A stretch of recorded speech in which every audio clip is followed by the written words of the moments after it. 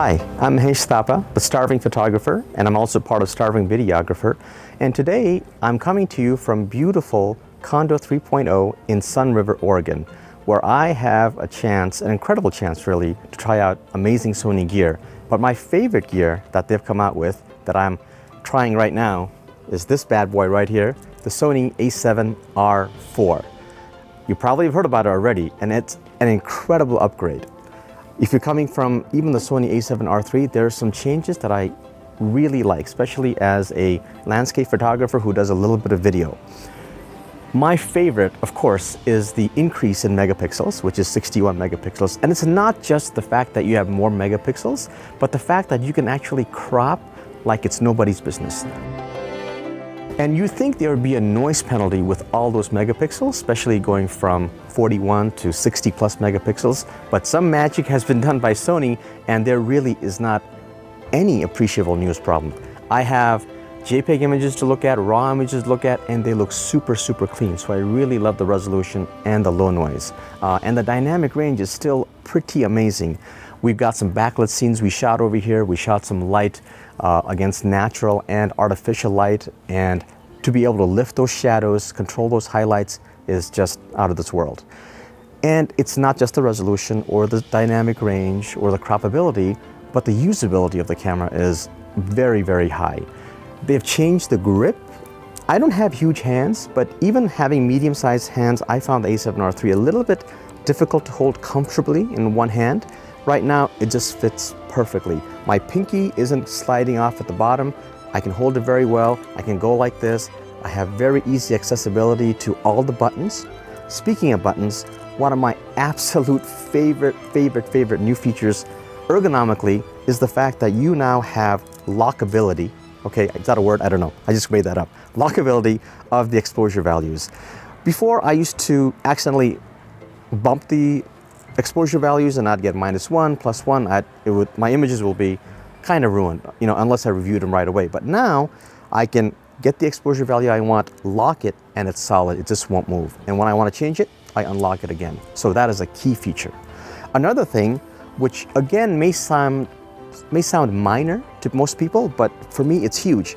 There's no longer a button here to release your door for your SD card.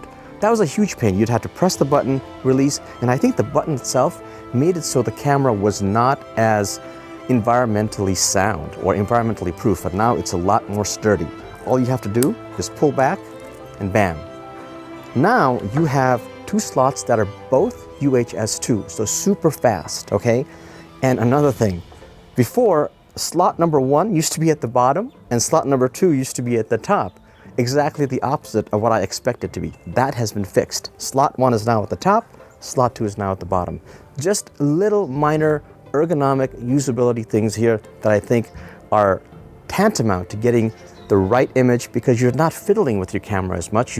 It gets out of your way, you shoot, and you're done.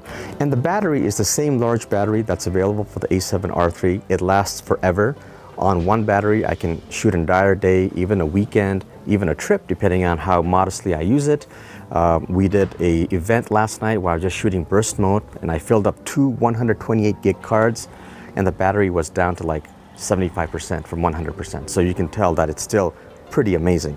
So now let's talk about autofocus. The autofocus here has been vastly improved. The technology has been borrowed from the A9, and the ability to eye autofocus, face detect, animal detect, it's out of this world. Let me give you a couple of examples. Yesterday evening, and this is very low light, there was a dancer twirling from above, and I was able to just locking on her face as she turned around.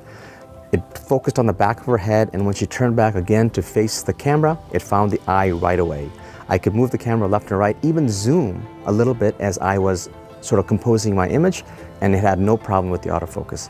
In addition, we also had a system yesterday where we had raindrops coming in from the top, and these dancers were moving, jumping, twirling. Again, the raindrops did not confuse the autofocus system at all. It immediately locked onto face, immediately found the eye, and I was just snapping away. And literally going back, I must have had a 90+% hit rate with autofocus. So really awesome. So I just shot this wonderful waterfall called Polina Falls in Central Oregon. I was running a workshop, I had people with me, and I took what I thought was the appropriate lens. Usually I shoot waterfalls with 16-35 or 24-70, and I'd never been to this waterfall before. And when I got there, I noticed it was actually a little further away than I expected it to be. So the longest lens I really had was a 24-70, and even that was maybe slightly not long enough. So with 61 megapixels, the ability to crop and zoom in is amazing. So that was one great advantage. I lost a few pixels, but I was still able to get an amazing shot with plenty of resolution. Another advantage is the incredible dynamic range.